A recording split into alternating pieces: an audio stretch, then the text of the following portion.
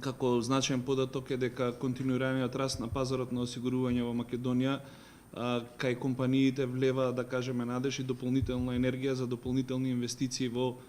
делот на осигурувањето, креирање на нови производи, затоа што овој раст и покрај овој раст го гледаме големиот потенцијал на пазарот во Македонија.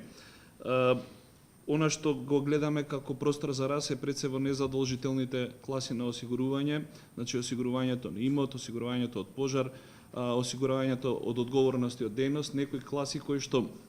рапидно растат, како што кажа председателот, доброволното здравствено осигурување или популарно нареченото ДЗО, има енормни стапки на раст, пред се затоа што прво е нов производ, но и пред се затоа што полето за работа во оваа класа на осигурување е од огромен потенцијал. Следствено на тоа, Сдруженијето покрене иницијатива во делот на, да кажеме, во делот да имаме даночно олеснување во оваа класа на осигурување, затоа што